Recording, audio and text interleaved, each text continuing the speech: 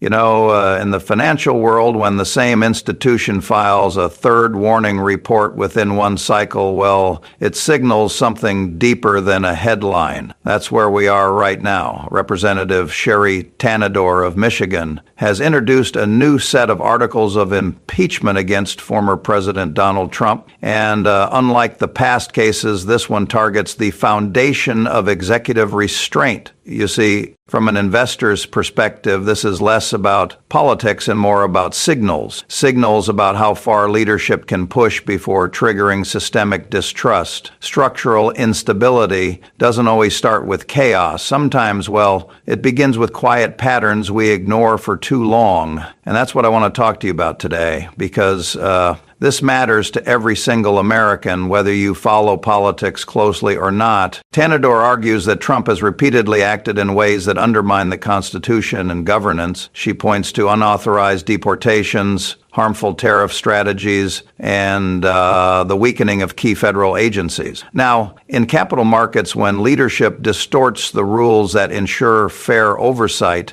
investors adjust expectations, you see, not just for profits, but for long-term national risk. Power unchecked is not efficient, it's expensive. And what we're witnessing now is the growing cost of institutional fragility that, markets cannot hedge. Now listen, with Democrats holding a minority in the House, the odds of immediate success are slim. But impeachment isn't always about removal, you see. Sometimes it's about record. A third official attempt marks a constitutional anomaly. If it proceeds, it will reshape how future leaders calculate risk. If it fails, it may normalize a dangerous precedent. And either way, the long-term effects on trust, law, and civic capital are what we should measure. Because in any system, credibility compounds just like interest. And once it erodes, it rarely returns at the same value. But what's happened over the past 48 hours is particularly telling, you see. The conversation in Washington has shifted from speculation to structural crisis. New impeachment articles were filed on October 11th and 12th, marking a turning point not just in politics, but in governance. From a risk management view, the concern lies in the convergence of parallel threats. Formal charges from Congress on one side and quiet talk of internal intervention from Trump's own cabinet on the other. That dual pressure signals institutional fracture. In corporate terms, it's like a board considering both a shareholder lawsuit and a CEO ouster in the same breath, you see. You don't see that unless the core system is under real stress. And here's where it gets even more interesting. Sources close to the administration now report that high-ranking officials have quietly discussed invoking the 25th Amendment. That clause, allows the transfer of presidential power if the sitting leader is deemed unable to fulfill their duties. These are not mid-level aides or partisan actors. We're talking about cabinet-level deliberations, you see. As someone who has observed leadership transitions in boardrooms for over half a century, I can tell you this. When insiders begin contingency planning for forced succession, the issue is no longer about disagreement. It's about institutional continuity. And that conversation only happens when waiting brings greater risk than acting. What's unfolding is historically unique, you see. We're witnessing impeachment proceedings from Congress overlapping with executive branch discussions about forcibly replacing a sitting president. That's not noise. That's a constitutional stress test. It shows that confidence isn't just eroding among political opponents, it's breaking down within the chain of command. You see, in markets, when stakeholders at every level start hedging against the same actor, it's not volatility, it's the insolvency of leadership. That distinction matters because it shifts the question from whether removal is likely to whether institutional survival now depends on it. This moment is without precedent, not because political divisions are new, but because internal confidence appears to be unraveling. For key members of a sitting administration to signal disapproval, quietly or publicly, represents more than dissent. It's a sign that core operational trust has broken down. When seasoned leaders lose faith in the very system they help build, that's not drama, you see. That's structural concern. You can't run a country or a company when internal alignment disappears. The breakdown always begins behind closed doors. And what we're seeing now are the first public glimpses of what's been happening in private for some time. Amid all the noise, one thing becomes clear to me. It's increasingly difficult to rely on surface-level reporting. You see, in business, we don't act on headlines. We look at fundamentals, incentives, and behaviors. The same applies here. What matters is not just what people are saying, but who is saying it, why they're saying it now, and how it aligns with patterns. As we've seen before, we are witnessing signals, not speculation, and smart decision makers will learn to separate the two. So let's return to the substance here, because this is important, you see. These impeachment articles don't recycle old narratives. They aren't about Ukraine. They don't revisit January 6th. This isn't repetition. These are new claims rooted in recent executive actions that raise fresh constitutional alarms. That distinction is critical because when new precedent is being set, the timeline matters, you see. And markets, political or financial, respond most sharply, not to chaos, but to uncertainty about what the rules truly are. That's where we are now. In the past few days, we've seen a dramatic shift, not only in tone, but in the severity of the charges being raised, you see. Some lawmakers are now describing the president's recent actions as a form of hostile engagement against the very country he served. These are not metaphorical accusations, you understand. The phrase being used is treasonous warfare. From a legal standpoint, such language is rare. From an investor's perspective, it signals that confidence in executive restraint has reached a breaking point. When leaders are accused of acting against their own nation, we are no longer discussing politics, you see. We are measuring the integrity of the republic itself. Alongside that is a second charge, ongoing and systematic violations of constitutional right. This isn't about a singular misstep. It's described as a repeated pattern of power exercised beyond its legal limits. That kind of pattern, if confirmed, creates a ripple effect far beyond headlines, you see. In any institution, be it a corporation or a government, when rules are bent consistently without consequence, trust decays, and when trust goes, so does stability. Now, legal scholars and constitutional experts have flagged two specific incidents that escalated these concerns and triggered the new articles of impeachment. Let me walk you through them, because they are important to understand, you see. The first occurred on October 9th, when the president issued an executive order declaring Antifa a terrorist organization. Regardless of one's view on that group, the constitutional process for making such a designation is well defined. It requires legal thresholds, interagency review, and congressional oversight, you see. None of that was followed here. The concern is not just about who was targeted, but about how it was done. Unilateral power used outside the bounds of the law, sets a precedent. And in both markets and governance, bad precedent becomes a cost nobody sees until it's too late, you see. There's a well-established legal framework for identifying terrorist organizations. It requires congressional input, multi-agency coordination, and adherence to statutory thresholds. But in this case, the president bypassed that entire process and issued an executive order unilaterally. That alone raised eyebrows. However, what followed was even more concerning, you see. Reports surfaced that a federal prosecutor may have been dismissed for declining to launch politically motivated investigations into the president's opponents. In any system, political or financial, when enforcement tools are redirected for personal use,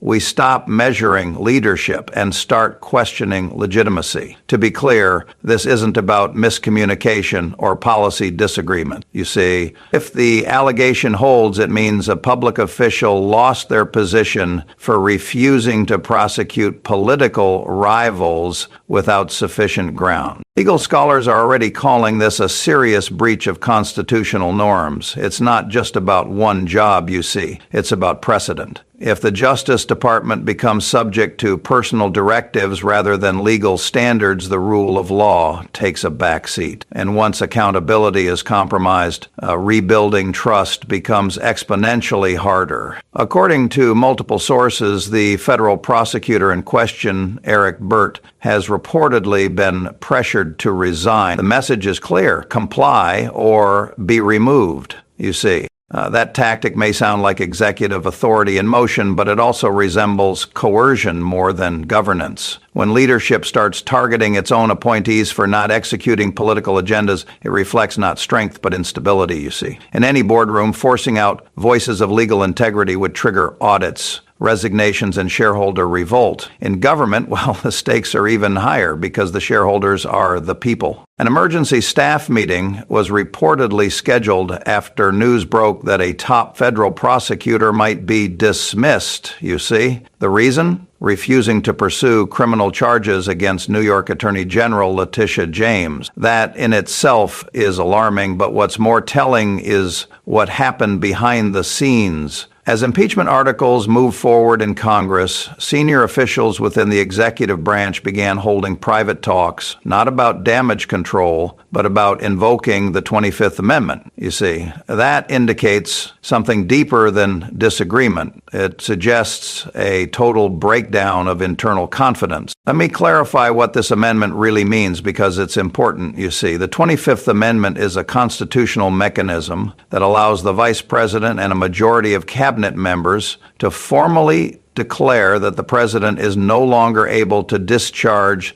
the duties of the office. It was created not for politics, but for continuity, moments when national leadership must remain intact despite crisis. You see, after January 6th, this idea wasn't abstract. Staff, family members, and high-level advisors discussed ways to preserve institutional stability before the transfer of power. That tells you how close the system came to collapse. Multiple cabinet members at the time reportedly considered invoking that clause, you see. Several chose to resign instead. One senior figure went further, suggesting that the remaining cabinet step in and collectively manage the administration to minimize chaos. In corporate terms, that's equivalent to a board moving to constrain a CEO in real time. It rarely happens unless the risk of inaction is judged to be greater than the fallout of intervention use. In this case, it wasn't just about reputational risk. It was about preventing systemic failure at the highest level of government. Now, the push to hold former President Trump accountable hasn't just emerged overnight, you see. It's been years in the making. Civil society groups, legal coalitions, lawmakers,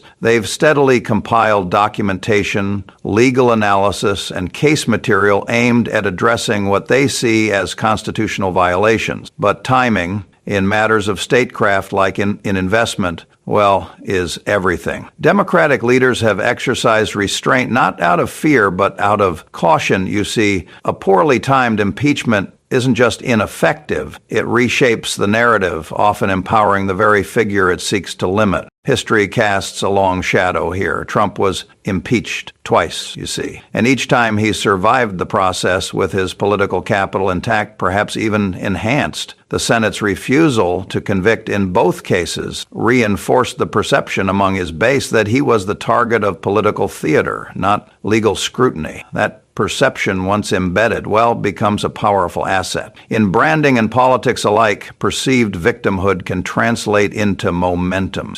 That's the tightrope Democrats are walking, risking legitimizing the very behavior they aim to challenge. That's why leadership has been waiting for a trigger so unmistakable, so institutionally disruptive, that even members across the aisle would be forced to reconsider their position, you see. The recent executive order labeling Antifa a terrorist group may represent that turning point. For some, the move feels like overdue action. But for others, well, it signals a departure from due process and an erosion of legal precedent. This isn't just about public perception, you see. It's about whether executive action is drifting too far from the system of legal constraints designed to protect the balance of power. In a constitutional democracy, power doesn't exist in isolation. There are guardrails for a reason, you see. The designation of a terrorist organization, for example, follows a structured process led by the State Department, supported by intelligence and subject to congressional oversight. It's not designed for discretionary use. When a president bypasses that framework and acts unilaterally, the issue isn't just legal, it's systemic. Leadership becomes unpredictable, you see, and in both markets and government, unpredictability is the enemy of trust. These legal protocols are not red tape, you understand. They exist to prevent abuse. Declaring a person or group a terrorist doesn't just carry a headline, it activates mechanisms that can freeze bank accounts, authorize surveillance without the usual checks, and initiate arrests under special provision. These are tools meant for national defense, not political advantage, you see. When those tools are deployed without meeting the legal threshold, constitutional scholars aren't just concerned, they're alarmed. Because if the system allows it once, well, it may not resist it the next time. Now we shift to the parallel case involving a federal prosecutor, and this is where things get even more troubling, you see. According to several independent sources, that prosecutor was allegedly instructed to open investigations against individuals who were also political adversaries of the president. This isn't just a story about personnel, it's about institutional neutrality. Prosecutors represent the legal system, not the ambitions of any one leader. You see, if that line is crossed, you don't just erode trust in justice, you risk turning law into leverage. And that transformation, once set in motion, well, is very hard to reverse. That shift is not a small matter. According to multiple independent reports, some federal prosecutors may have faced dismissal not for misconduct, but for failing to pursue charges that lacked legal foundation, you see. In the corporate world, removing compliance officers for refusing to bend the rules would trigger immediate investigations. In government, the implications are even greater. It raises concerns that prosecutorial independence, a cornerstone of justice, is being treated as a transactional tool rather than a protected function of law. You see, if the allegations prove accurate, and I stress the word if, then we're no longer in the realm of politics. We're looking at a serious breach of ethical governance. Using prosecutorial authority to target political adversaries is not just wrong, you see. It breaks the chain of trust between citizen and state. In authoritarian regimes, the justice system serves the executive, but in a constitutional democracy, it must serve the law. Any deviation from that principle invites long-term damage that cannot be undone by the next election cycle. In parallel with these concerns, another federal action made headlines, you see. A judge issued a temporary block against an effort to lay off thousands of government workers during the shutdown. The court described the move as politically charged and reckless, citing the human toll of eliminating over 4,000 jobs without due consideration. In investment terms, this isn't just a labor issue. It's about governance risk, you see. When short-term tactics override long-term stability, value erodes, whether in business or in public service. Decisions that ignore real human costs, well, tend to compound into broader systemic failure. Federal employee unions have raised an important concern that the targeted layoffs during the shutdown were politically calculated to exert pressure on Congress rather than respond to operational necessity, you see. With the impasse entering its third week, the broader impact is already visible. One organization, Free Speech for People, has been tracking executive conduct since the start of Trump's second term. Their current report lists 25 separate justifications for impeachment, you see. That number is not just symbolic. It reflects a growing pattern, a series of unchecked decisions that collectively threaten the rule-based foundation of governance. Some allegations on that list will sound familiar, you see. Mishandling of classified material, financial entanglements, and ethical breaches have all been discussed before. What's changed is the addition of two new items in the past 48 hours. One stems from the unilateral Antifa designation, the other from the attempt to fire a federal prosecutor over political noncompliance, you see. What sets this impeachment push apart from previous efforts isn't just the content, it's the coalition. And the momentum is no longer confined to partisan lines. It's being echoed by voices across the legal and academic spectrum. It's no longer just progressive circles driving this, you see. Prominent legal organizations, former federal prosecutors, and even some conservative constitutional scholars are raising alarm. Their concern isn't about optics, it's about precedent. When bipartisan experts converge on the idea that a red line has been crossed, the conversation shifts, you see. And that brings us back to the 25th Amendment, ratified in 1967. This provision was designed to solve a very specific problem. What happens when a president becomes incapable, physically, mentally, or otherwise, of fulfilling the duties of office? It was built not for crisis theater, but for operational continuity. Before the 25th Amendment was ratified in 1967, the United States had no formal process for dealing with a president who became physically or mentally incapacitated. You see, that absence left the country exposed to leadership vacuums. Section 4 of the amendment addressed that gap. It allows the vice president, with support from a majority of the cabinet, to declare the president unfit to discharge the powers and duties of the office. Think of it as an emergency succession clause, a mechanism built not for politics, but for continuity in moments of institutional vulnerability, you see. In that scenario, the vice president immediately assumes the role of acting president. But here's what makes this clause unprecedented in practice. It has never been used against a president who refused to step aside, you see. There have been instances of voluntary power transfers, like when President Reagan underwent surgery, but never a forced transition. The legal framework exists, the constitutional door is open, yet no one has ever crossed the threshold under opposition. You see, if it happens, it won't just be a first, it will become a reference point for every presidency to follow. According to credible reports, high-level members of the administration are quietly weighing the possibility, you see. These aren't fringe voices, they include individuals tasked with protecting the integrity of the executive branch. When cabinet-level leaders begin mapping out a constitutional exit strategy for a sitting president, it signals more than personal discontent.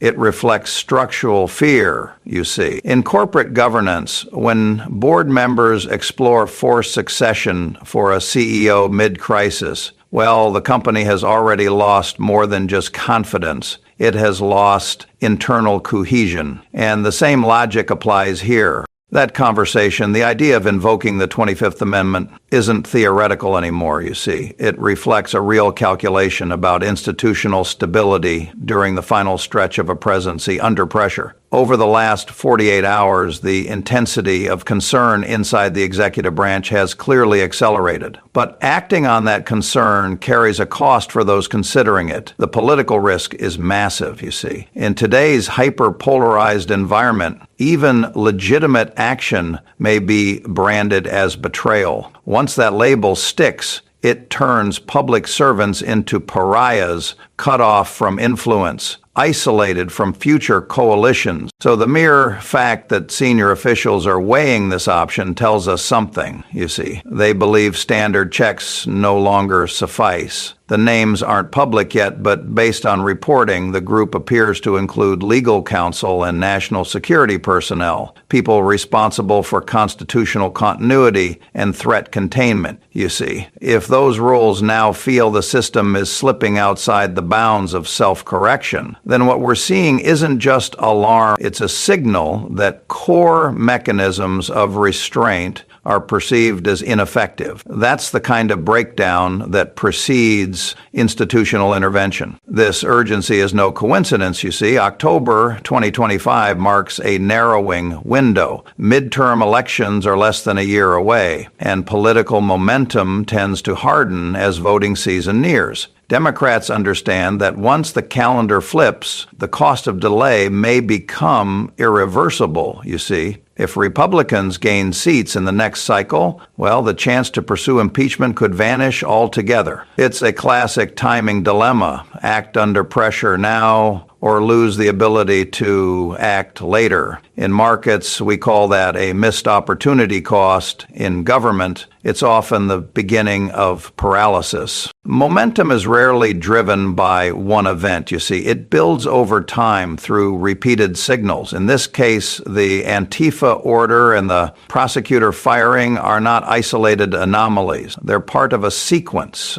Inside the government, decision makers are increasingly seeing these moves as part of a pattern, one that may reflect a broader disregard for procedural limits. You see, when institutions detect recurring stress points without corrective action, confidence begins to shift from caution to alarm. Political theorists will dissect this moment for years. The more urgent issue is institutional response before the pattern hardens into precedent. What we're watching is a collision between constitutional principle and political execution, you see. And like any system under pressure, outcomes become more unpredictable the longer they're delayed. If the House were to proceed with impeachment, the first step would be a formal vote. With Democrats currently holding the majority, that path is procedurally possible, you see. But in matters of governance, the vote isn't just about numbers. It's about timing, perception, and consequence. Every institutional move now sends a signal not only to voters, but to future administrations about what is tolerated and what is challenged. Here's where the road narrows, you see. A successful impeachment in the House doesn't end the process. It shifts the burden to the Senate, and conviction there requires a 2/3 majority. That threshold isn't just mathematical, it's cultural, you see. It demands bipartisan agreement on constitutional limits. Importantly, neither impeachment nor the 25th Amendment automatically disqualifies the president from seeking office again. Only if the Senate convicts and then holds a follow-up vote by simple majority can that ban be enacted, you see. In corporate terms, this is the equivalent of a board not only removing a CEO, but also barring future reinstatement. The stakes are legacy, not just legality. At that stage, if the Senate delivers a conviction, only 51 votes would be needed to bar the former president from holding federal office again, you see. But this process extends beyond eligibility. It's about historical positioning. Every impeachment establishes a documented benchmark, a permanent record that shapes how future generations interpret leadership. In capital markets, reputational damage can linger far longer than operational losses, you see. In politics, the same principle applies. A legacy marked by repeated impeachment becomes a liability not just for the individual, but for the institutions that enabled it. If this proceeds, Trump would become the first president in United States history to face 3 separate impeachments, you see. That fact alone carries symbolic weight. But there's also a media dynamic to consider. Weeks, perhaps months of public hearings would force lawmakers to confront these allegations in full view. For Republicans, it would mean placing their alignment with Trump under public scrutiny, you see. For the public, it could become a tipping point. Opinion isn't just shaped by facts, it's shaped by the way those facts are processed over time. Visibility alters perception, and perception, well, influences election. Even without removal, the downstream impact could be substantial, you see. It might weaken the administration's ability to negotiate, govern, or influence policy. It would also reframe how historians, legal scholars, and future leaders interpret this era. As for the 25th Amendment, that remains an entirely different lever, you see. Unlike impeachment, which unfolds through weeks of procedural steps, the 25th can transfer power almost immediately. It's designed for moments of urgency. And when institutions face mounting uncertainty, the speed of resolution becomes a critical factor, not just for governance, but for stability itself. If the 25th Amendment were invoked, the vice president would immediately assume the role of acting president, you see. Legally, the process transfers authority first, then asks questions later. Even if Trump contested the decision, he'd remain out of office while the dispute moved through Congress. Regaining power would require approval from both chambers, the House and the Senate, you see. And unlike impeachment, which begins in the House, this reversal demands majorities on both ends. It's the governance equivalent of a hostile takeover, except the shareholders are the institutions themselves. Theoretically, the 25th offers a faster, more surgical resolution than impeachment, you see. But it comes with a caveat. The vice president must initiate or agree to the move. Without that buy-in, the entire mechanism collapses. This makes it not only a legal question, but a leadership one, you see. If the second highest officer in the nation won't act, then the cabinet has no viable path forward. That dependency is intentional. It was designed to protect against reactionary overreach.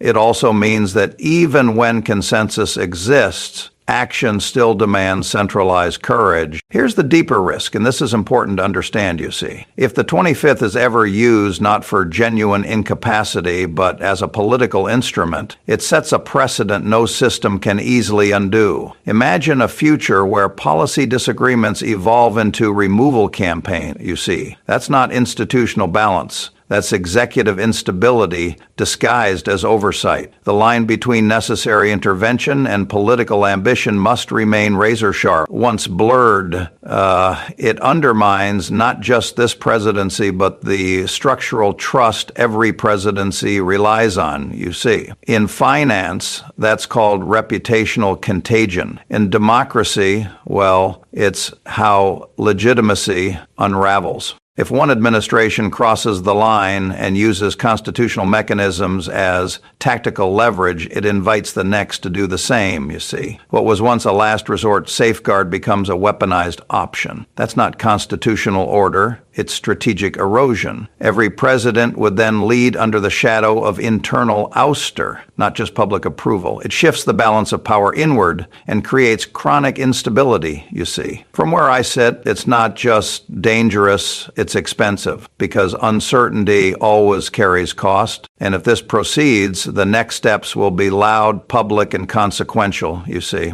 The House is likely to move forward. And the media storm will be substantial. If impeachment articles do pass in the House, Trump would become the only president in American history to be impeached 3 times. That alone carries symbolic weight, you see. But the Senate remains the real test. There, the effort will likely stall. Republicans will frame it as partisan overreach, an attempt to reverse the electoral process. Democrats, in contrast, will argue it's about accountability and the preservation of norms. But as with most polarizing events in modern politics, the narrative will fracture, you see. Each side will speak to its base, and the broader public will be left to interpret the noise. The nation, already divided, will likely remain split. Public opinion won't shift overnight, especially not in this environment, you see. As for the 25th Amendment, it will probably fade from conversation. The political cost is too steep, and the legal foundation too untested. Cabinet members will weigh the risk to their reputations and careers, and most will conclude it's not worth acting, see. In capital markets, we call this reputational risk aversion. In politics, it becomes a kind of strategic paralysis, where everyone sees the cliff ahead, but no one wants to take the first step away from it. The very fact that this conversation is happening inside halls of power, media cycles, and living rooms tells us something critical, you see. It's not just noise. It's a signal. It means decision makers, some of them inside the administration itself, believe the situation is no longer sustainable. From my experience in both business and civic life, when insiders begin raising red flags, it rarely stems from ideology. Structure comes from discomfort with risk, and in this case, the risk isn't financial, it's institutional. That should concern every American, whether you follow politics daily or try to tune it out, you see. Because structural failure doesn't start with collapse, it starts with silence that turns into normalization. At its core, this is a test of our constitutional architecture. You see, can institutional guardrails function when they're under real stress? Not in theory, but in practice. Is the legislative branch still a meaningful counter